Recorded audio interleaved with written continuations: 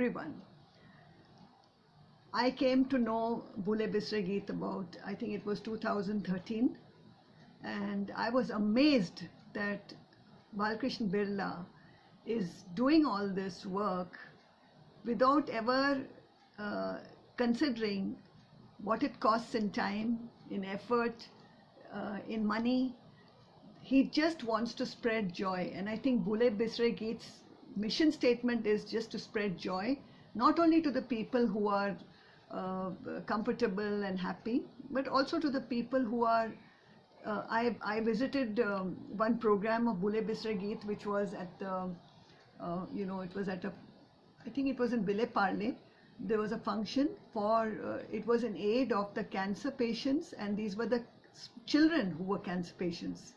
And Bule Bisre Geet did a program for them to bring some joy and happiness and positivity in their lives. Imagine small children suffering from cancer, and on that day they were all dancing and singing along and so happy. If one can give even one day's joy in this world to people who are suffering so much, I must say that that person and those people of Bule Bisre Geet are really blessed and are really doing godly work. So from my heart, big thanks to Bule Bisre Geet. Please keep up the good work. I will try and do whatever I can for the BBG and BKB, and he's been a great friend ever since I got to know him, and it's all thanks to Falguni, who put us together, who introduced me. I visited Bangalore, went to several of their functions. I can't say how happy I was always. While I was there, I was enjoying myself, hearing the singing and all that. But even after I had left the program, it made me think so much that there are people doing so much good work in this world, and God bless them. So for me, BBG is really something very, very special. So I want to congratulate all the active members on having achieved this 10 years of spreading happiness and joy. Now, I want to get down to the subject on which I am supposed to speak. I have written several books, but for the Hindi films, I have done a biography of O.P. Nair, the film composer, whose music, even till today, is very dear to me. According to me, he is the best music composer we've ever had. But apart from that, he became a very dear friend of us, of Manek and me. Both of us were very, very close to him. So it was an honor and a privilege for me for having done a biography on him. That was a labor of love. This is the book, and I'm very proud of this book because I was able to get essays even from other people who are music lovers and experts in music. After that, I was wondering whether I should be writing a book on Devanand or on Gurudutt, because for me these three men, O.P. Nair, Devanand and Gurudutt, have represented three different ways of living, three different geniuses in their own way, in their own sphere of activity, who excelled in their work, each in his own field, excelled, but each one representing a different way of living. So all these three have always fascinated me. Since I'd already done O.P. Nair, I thought I would write a book on my first love of my life, Devanand. For me, Guide epitomizes Devanand. It is his best work. It is the film that I don't think we will ever see a film like this in the Hindi film industry. It is exceptional. It is a multi-layered film. It is cinema which can be seen by the simplest and the most sophisticated on their own planes, and both of them will take away something very beautiful from the film. I know I have seen the film several times, and I would say several means probably more than 50 times. But every time I've seen the film, I have come away with a different insight into the film which I had missed the earlier time. Also, I was very young when I first saw it, and so what I took away from it was a very simple love story. And as I grew older and as I kept seeing the film, it started revealing itself to me uh, in myriad ways. And I just kept wondering about this film. And as in 2010, I started a Facebook group on Open Air. Then we started a group on uh, Hindi cinema's music called Romancing the Song. And over there, we would take a certain song and try, all of us would try to give our insights on the song or on a certain theme. And I felt that I kept going back to the songs of Guide. I kept going back to that film to get something new from it. So it so happened that all of us felt that, I should write on Guide because I have been so obsessed with it. And so some of us got together and wrote the book. This is the one which was released. BKB was with us when it was released in Pune in 2019 December, a few months back. Thankfully, just before Corona hit all of us. And it's very gratifying to have worked on a film like this, because when I started doing the research, I realized, oh my goodness, what have I got myself into? It is an amazing film. It is stupendous. And what is stupendous about it, you would ask me? Why are you praising it to the skies? Why is it such an epic film? People who are ahead of their time, a person like R.K. Narayan, for example, he's the one who wrote the book, Guide. Now, the book was, it has the nuts and bolts of the movie, but it has, in several ways, it's quite different from the movie as well. The book is now a classic thanks to the spotlight given to it by the film. But of course, R.K. Narayan's works, in any case, are classics. Imagine a movie in which from the very first frame, the heroine is married. Imagine a movie where the main protagonist, the male and the female, are flawed. They have got all kinds of defects. The male protagonist is a glib liar. He keeps on smooth talking people into believing his stories. He rushes about things. He cares two hoots for so many things. He's very casual, indifferent. She, Rosie, is a person who's married, very ill-tempered, is inclined to fly off the handle at the slightest provocation. And this book and this movie talks about, from the very first frame, it goes and leads us towards making the husband the other man. The other man in the Hindi cinema of the 60s was always the man who was not married to the heroine, like in Gumrah. Okay, he was the other man. Sunil Dutt was the other man. In Ye Raaste Hai Pyar Ke, Rahman was the other man. He was not the husband. Here, there is a complete change with Vijay Anand has made the husband the other man, so that you actually, the audience, which was never really prepared for an extramarital affair in the early 60s, actually goes along magnetized and fascinated by this couple, and actually goes along with something which they would never have approved of in their personal lives. So it's a dynamic film. It is a forerunner. It is ahead of its time. And every aspect of the film, whether it is the photography of Ali Mistry, whether it is the dialogue writing of Vijay Anand, whether it's the direction of Vijay Anand, whether it is the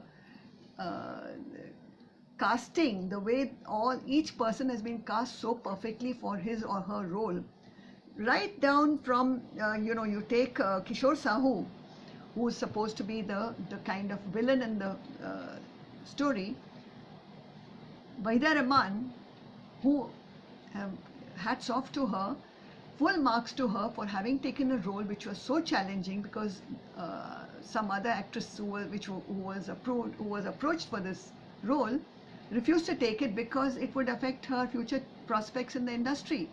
Imagine playing the role of a wife living in with a bachelor, leaving her husband and going and living in with a bachelor. It was shocking, but she did it. And she did it so beautifully that the whole audience was going with her. Same thing with Devanand. He shows himself as a rascal, a charming guy who, can charm the pants of any woman or any person, who's multilingual, who knows what to say at what time, but yet has some great redeeming qualities in him. The movie shows the evolution of both Rosie and Raju from the point at which the movie starts with them till the point at which the movie ends, and the way they evolve and they show something wrong. The way they evolve and they show how they emancipated from what they were to what they became.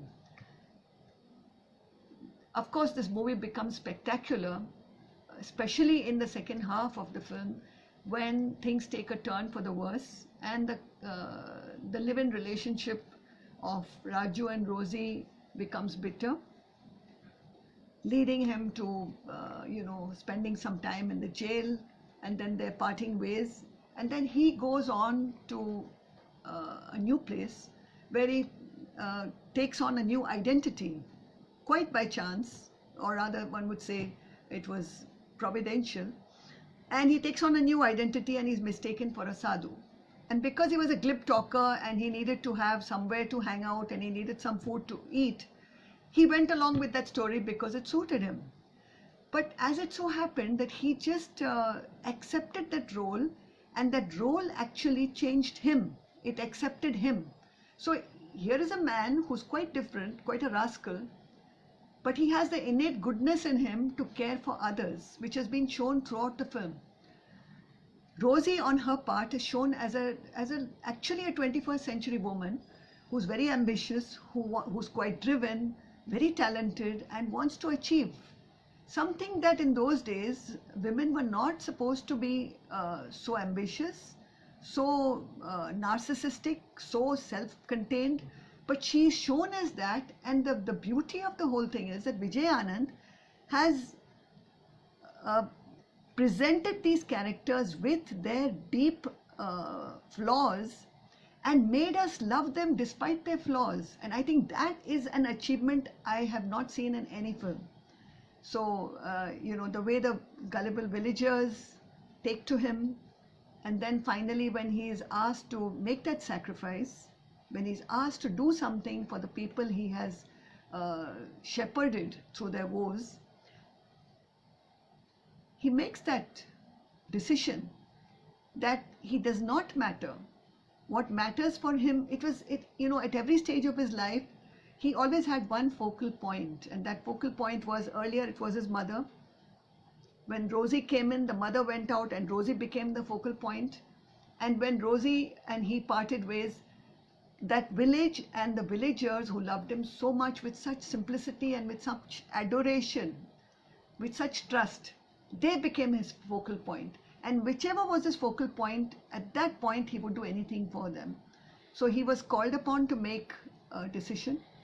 And that the scene of the two Devanands, the two Rajus fighting each other, the ego self and the real self clashing with each other, it is a masterpiece.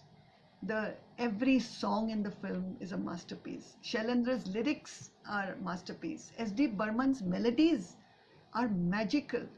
Muhammad Rafi, he just gives you heaven in any song. And in this film, Din Dal Jaye or Kya Se Kya Ho Gaya and Tere Mere Sapne, I mean, what else can we ask in a film?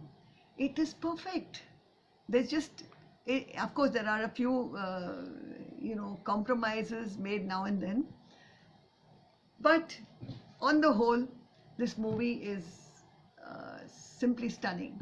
And I would suggest to anyone who has not seen the film to please see it, and in order to enrich yourself, because this film is probably the best film, in my opinion, probably the best film Hindi cinema has ever created. And I mean, I cannot imagine any other film that could surpass the grandeur and the beauty of this film. I don't know what else to say about Guide. If there's some questions, I'd love to answer them.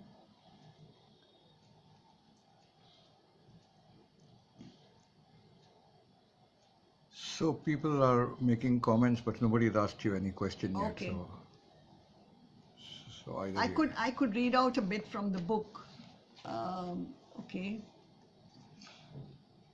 I'll read out from this portion where it's the conflict. May I ask you a question? Yes, please do. Which is the best song of the film? It's a hard call, I know, but which is the best song in your opinion and why?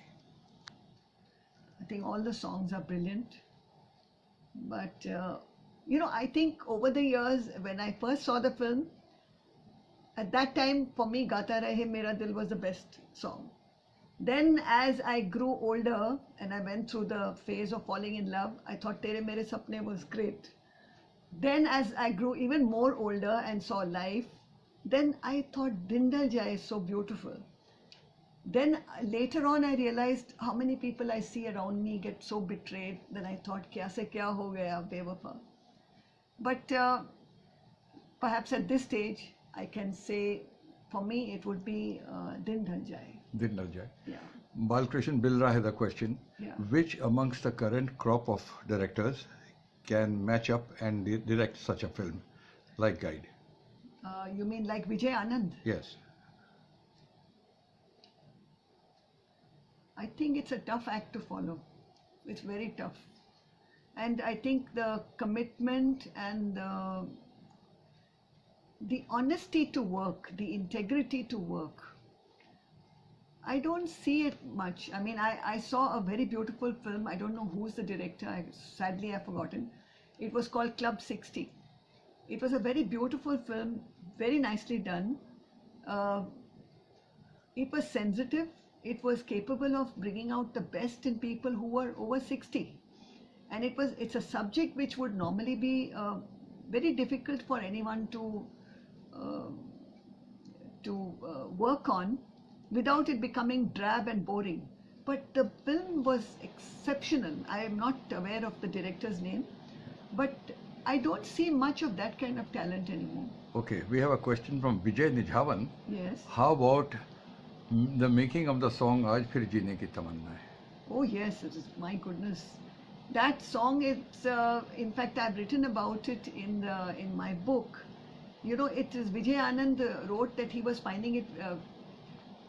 Vaida Rahman was having little difficulty coming out of her shell because she was in many ways belonging to that 60s period. So she was a woman who was in that shell. So he had to do a lot of work with her to get her to be that exuberant self, the joie de vivre which she's supposed to express in that song. He had a lot of work to do with Vaida because she was rather closed up and she didn't want to be this kind of person. So that song is actually the turning point in the way she sees life, because she tries to commit suicide 3 times in the film. Every time Raju stops her. Rosie wants to kill herself because she finds that her husband is unfeeling, selfish, extremely narrow-minded, and a disgusting kind of person who was even unfaithful to her. He was, incapable of any kind of love for her. He was just using her as a social convenience. So when she realizes that this husband is not, and there's a scene in which Raju gives her a big pep talk. And he tells her that, you're not supposed to be like this person. You're supposed to get out of your shell. And come on, you have to challenge yourself. Khudi ko kar buland itna, he tells her this. And, she gets that. And finally she comes out of it and is able to sing this song. Because she realizes that she is dropping her previous self and taking on a new identity. So Sandeep Pava, that obsessed with cinema man, is saying nobody should make any attempts to make Guide again. Oh yes, I agree. If they do it, it'll be a disaster. Okay, and we have a question from Narendra Mehta. He says, do you remember that the movie failed in India and after it was appreciated in other countries, in the second round, the film met with some success and its No, success. I am not aware of it having failed in India, but I know that the English version failed. The English version came out before the Hindi version, and it was directed by Tad Danielsky. And Tad Danielsky, unfortunately, did not have his finger on the pulse of the Indian culture, the Indian ethos, how he should present the characters to make them credible. He wasn't able to do it. He stuck very close to the book, I must admit, compared to Vijay Anand. And perhaps that was his undoing as well, because that narrative is not something that was really expressed very well. So I'm not aware that Hindi film succeeded after the international audience liked it. I do know that initially, in fact, Romancing with Life, Devanand has written that when the film was first shown, we were, what is that? When the film was first shown, uh, they were waiting for phone calls, Vijay Anand and Devanand, because after the first 1 or 2 days, they had worked so hard on this film. When the film was shown, there were no phone calls. Nobody calling them up and saying, wow, that was a great film. And Vijay Anand gave an interview later on, and he said that I realized I had made a big mistake going into the spiritual avenue of the film by going into this, Vedanta philosophy and all that. Sorry, I just have some water. And I felt that I had overreached and I had overestimated the audience. And he thought that that was the reason why the film didn't succeed. But as the reviews came up, the reviews were also not very positive. But people started thinking about the film after they had gone home, and a couple of days later, trying to figure it out. And after that, people started going and revisiting the film. And when they revisited the film, they started seeing facets to the film which they had missed. And then they started saying, oh my God, this is a fabulous film. And that's how the whole word spread and people started thronging the halls. It became a craze. Initially, it was met with stunned response. There was no clapping, there was no nothing, no feedback, no telephone calls. And I think this again is probably, from what I see, is what happens to great art. Initially, there's always a kind of oh my, what is this? Can't understand it, can't figure it out. क्या बनाया है इसने? You know, समझते क्या है, क्या इतना boring बना दिया है, sort of thing. Then afterwards I say, but it's lingering in my head. What happened? How did he do that? Why did he kill himself? Was it suicide? No, was it a martyrdom? Did he die for a cause? I must go and see the film again. So, and of course the English film had no music. I mean, it had background music of S.D. Burman, but it did not have songs. And the songs are a very great link to the film's plot. So Vijay Anand wove the songs so beautifully to take the whole narrative forward. So they become a very close, very vital, integral part of the plot. And each song, beginning with Wahan Kaun Hai Tera and ending with Hey Ram, what can you say? It's magical, it's marvelous, it's magnificent, we are lucky to have seen it. I would like to wind up now unless there's some questions, but thank you so much BBG for being there for me. I love Bhule Bisre Geet, and luckily for me it belongs to Bangalore, and it's my favorite city. And so in a way I also have, like Rosie, an extramarital affair with Bangalore. I keep going there without my husband. So BBG, thank you so much, and BKB, thank you so much, and Falguni, thank you so much. I'm really, really privileged to have been able to speak on Guide. Thank you.